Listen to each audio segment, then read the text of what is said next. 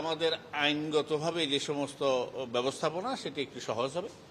আর আমাদের বিশ্ববিদ্যালয় এরিয়ার বাইরে আমরা 4 জনকে বলছি, 4 জন ম্যাজিস্ট্রেটকে যেন মোবাইল কোর্ট পরিচালনা করে, এরকম বলেছি। এটা অর্থ হলো আমরা সামগ্রিকভাবে এটা আইনানুগ সমস্ত কিছু যেন দৃশ্যমান হয় সেটাকে ব্যবস্থাপনার মধ্যে রেখেছি। আর যেটি আমরা সবচেয়ে আমাদের শিক্ষার্থীদের কয়েকটি চাওয়া ছিল, সেই চাওয়াগুলা ছিল এরকম যে প্রায় 2000, প্রায় একদম কাছাকাছি। কারণ আমাদের প্রতিটি 31টা পয়েন্ট আছে বিশ্ববিদ্যালয়ে ঢুকার, প্রত্যেকটি পয়েন্টেই আমরা প্রক্টর অফিসের তত্ত্বাবধানে প্রত্যেকটি কর্নারে প্রত্যেকটি জায়গায় আমরা ম্যান পাওয়ার ডেপ্লয় করেছি, এবং সেটা হলো আইনশৃঙ্খলা বাহিনীর সদস্য। এই ব্যবস্থাপনার মধ্যে যেটি আমরা বিশ্ববিদ্যালয়ে আমাদের যারা ভোটার, আমাদের সে প্রিয় শিক্ষার্থী, তাদের অনেকেই শহরে থাকে, এটি আমাদের বারবার বলা হয়েছে, যার কারণে আমরা আমাদের ট্রেন শিডিউলে যতটুকু সম্ভব ছিল সর্বোচ্চ ব্যবহার করছি। 2 জোড়া ট্রেন আসবে, 2 জোড়া যাবে আগের শিডিউলের সহ। আগের শিডিউল যা আছে সেটার সাথে আরো 2 জোড়া ট্রেন আসা যাওয়া করবে। হ্যাঁ, একইভাবে আমরা 15টি বাসের ব্যবস্থা করেছি। 15টি বাস হলো সকাল 2টা 5টা বাসটা করে, 2টা 5টা যাবে নিউ মার্কেট থেকে আসবে, 2টা 5টা আসবে 16 থেকে। এটা হলো সকালবেলার দিকে।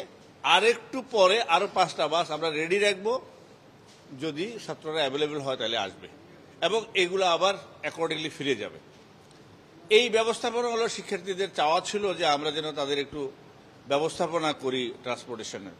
আর বিশ্ববিদ্যালয়ে আমরা যে জিনিসটা তাদের জন্য করেছি, তাদের চাওয়া যেভাবে ছিল ছবিযুক্ত ভোটার তালিকা, which was very difficult for us. আমাদের জন্য এটা অত্যন্ত জটিল জিনিস ছিল, কারণ আমাদের বিশ্ববিদ্যালয়ে এখন পর্যন্ত ডাটাবেসটা সেভাবে ছিল না, যার জন্য আমরা এটি খুব কষ্ট করে শেষ পর্যন্ত করতে পেরেছি। আলহামদুলিল্লাহ, এটা স্টুডেন্টদের খুবই ডিমান্ড ছিল, কারণ আমাদের অনেক শিক্ষার্থী যারা বাইরে থাকে তারা এখানে আসে ভোট দিবে, যদি তার আইডি কার্ডের সাথে যদি তার ভোটারের ছবির মিল না হয়, সেখানে আমাদের পোলিং এজেন্ট সেখানে কথা বলার সুযোগ আছে, এবং সেটি যাচাই বাছাই করারও সুযোগ আছে। আর দ্বিতীয় যেটি আছে সেটি হলো এই যে ট্রান্সপারেন্ট ব্যালট বাক্স, এটিও আমরা করেছি। এবং এইটা ওই যে আপনারা যেটা বলেছেন যে সময় ব্যবস্থাপনার জন্য আমরা প্রত্যেকটি আমাদের কেন্দ্রে 4টি ব্যালট পেপার হবে, সেই কেন্দ্রের জন্য 4টা আলাদা বাক্স করা হয়েছে। সেই জন্য আমরা এই 4টা বাক্স কেন্দ্রের জন্য আর একটা হলো হলের জন্য, এটা করাতে অ্যাটলিস্ট আমাদের 2 ঘন্টা সময় বাঁচবে। কারণ এই 4টা একসাথে ফেললে আবার সেখান থেকে আলাদা করার জন্য যে সময়টুকু, এই সময়টুকু মিনিমাইজ করার জন্য আমরা আলাদা বক্স করছি। আমার শিক্ষার্থীদের কাছে আমার রিকোয়েস্ট থাকবে, তারা যেন যেহেতু সুশিক্ষিত জনগোষ্ঠী, তাদের এই সমস্ত অ্যাক্টিভিটিসগুলো যেন আমাদের কার্যক্রমের সাথে যেন সংযোজন ভালো মতো হয়। এই জন্য আমি আজকে একটা ভিডিও ক্লিপও দিয়েছি, আপনাদের ইয়াতে সেভ করেছি, আপনাদের কাছে শেয়ার করেছি আমাদের প্রেসের গ্রুপে। প্লিজ আপনারা একটু স্টুডেন্টদেরকে এটা ডিসিমিনেট করবেন। এরপর হলো ওএমআরে যদি আমরা ক্রস দিতাম তাহলে যেটি দাঁড়াতো সেটি হলো অনেক সময় ক্রস সমান স্ট্রেস পড়ে না, এই জন্য অনেক সময় রিড করে না। কিন্তু আমাদের শিক্ষার্থীরা তো বৃত্ত ভরাটে অভ্যস্ত, সেই জন্য আমরা বৃত্ত ভরাটের ব্যবস্থাপনায় রেখেছি, এবং বৃত্ত ভরাটের সাথেই কিন্তু ব্যালট নাম্বারটা দিয়েছি, যাতে করে নামটা আগে, তারপরে হলো ব্যালট নাম্বার, এরপরে হলো বৃত্ত, যাতে করে ব্যালট নাম মনে না থাকলে ব্যালট নাম্বার মনে থাকবে। সুতরাং এটি যেন পাশাপাশি থাকে এবং সারা। তবে একটা কথা, যেই জায়গাতে একটি ভোট দেওয়ার কথা, যেমন ভিপিতে একটা ভোট দিবে, জিএসে একটা ভোট দেবে, যে সমস্ত একটা ভোট দেওয়ার কথা সেখানে যেন একটাই দেয়। একাধিক ভোট দিলে কিন্তু ওই ভোটটা নষ্ট হবে, ওই পদের কোনোভাবেই ব্যালট নষ্ট হবে না, ওই পদের ভোটটা নষ্ট হবে। আর কেন্দ্রে 400-তে সদস্যের জন্য 5টি, আর হলে সদস্যের জন্য 3টা, এইটা করতে পারবে। এই হলো আমাদের ব্যবস্থাপনা। আমরা প্রত্যেকটা জায়গাতে নিশ্চিদ্র একটা ব্যবস্থাপনা রেখেছি, এবং এটা আমাদের এই যে প্রোটোকলটা এসওপি মানে স্ট্যান্ডার্ড অপারেটিং প্রসেস, এটা আমরা প্রত্যেকের কাছে আলাদা আলাদা করে পৌঁছাইছি। গতকালকে আমাদের ম্যান পাওয়ারের ট্রেনিং ছিল। আমরা প্রত্যেকটা জায়গাতে অ্যাড্রেস করতে চেষ্টা করেছি। আমাদের সীমাবদ্ধতার কারণে হয়তো আমরা পারিনি, আরও অনেক ভালো করতে পারারও তো আমাদের প্রচেষ্টা হয়তো ছিল, কিন্তু আমরা অনেক কিছু বিষয় আমরা মনে করছি আমাদের শিক্ষার্থীরা এটা জানে। যেমন এই যে মনে করেন আমরা ডিবেটটা করতে চেয়েছিলাম, কিন্তু আমাদের শিক্ষার্থীরা সময় দিচ্ছে না, কারণ ওদের সময় এত কম যে ওদেরকে যদি আমরা এখানে ডাকি তাহলে ওদের প্রচারের সমস্যা হয়। এই জন্য আমরা দেখলাম যে অন্যান্য যেমন টেলিভিশন মিডিয়া বা অন্যরা যারা করে ফেলছে, যার কারণে ওরা আমাদের জন্য আলাদা করে আর সময় দিতে খুব বেশি চায় না। আমি আমাদের জিএস হাবিব মহোদয়কে, আমাদের কমিশনার, ওনাকে বলছিলাম যে ব্যালট পেপারটি আমাদের নিশ্চিত নিরাপত্তার মধ্যে একদম আন্ডার সিল করা আছে। এটি কালকে সকালের আগে আমাদের ব্যালট পেপারটা বের হবে না, কিন্তু ব্যালট বাক্সটা এটা তো দেখেন স্পেসের ব্যাপার আছে।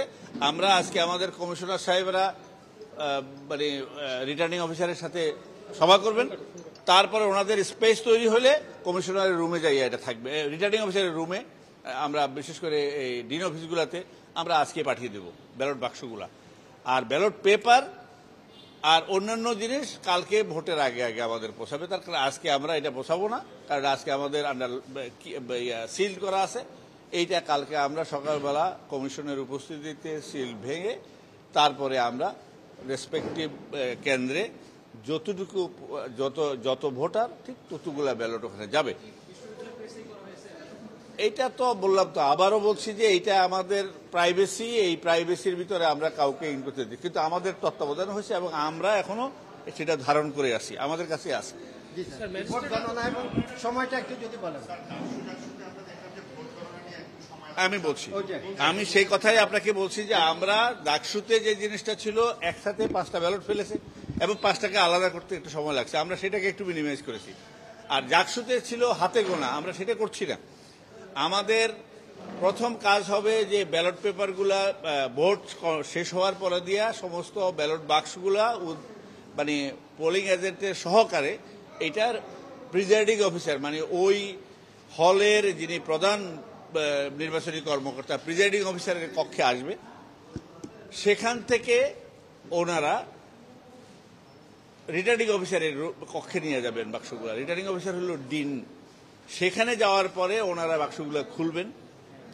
খুলে যেটি করবে সেটি হলো যে প্রত্যেকটা হলের জন্য আলাদা আলাদা করে প্যাকেট করবেন, ব্যালট 1, ব্যালট 2, ব্যালট 3, ব্যালট 4।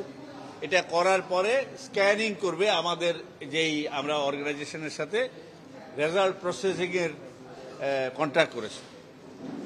এই স্ক্যানিং করার পরে এইটা একটা পেন ড্রাইভে নেওয়া হবে। এই স্ক্যানিং এর পেন ড্রাইভে এই যে কোম্পানি কাজটা পেয়েছে তারা একটা রেজাল্ট প্রসেস করবে। ঠিক এই পেন ড্রাইভ থেকে আরেকটা কপি করে আমাদের বিশ্ববিদ্যালয়ের মানে প্রোগ্রামার যারা আইসিটির নেতৃত্বে ওনারা আরেকটা প্রসেস করবে। প্রোগ্রামটা হলো স্ক্যানিংটা হলো এটা আমি আপনাদের বুঝাই, সেটি হলো আমাদের ওএমআর এর যেই বৃত্ত ভরাট এটা সহ এটা ছবি, আপনারা সবাই স্ক্যানিং বুঝেন। এই স্ক্যানিং এর পরিপ্রেক্ষিতে এই ইমেজটা এখানে তৈরি হবে। সেই ইমেজটা প্রোগ্রামে ট্রান্সফার হয়ে রেজাল্ট তৈরি হবে। সেই রেজাল্টটা প্রোগ্রামাররা করে, সেটা ওই কোম্পানিরও প্রোগ্রামার আছে, এই আমাদেরও প্রোগ্রাম আছে।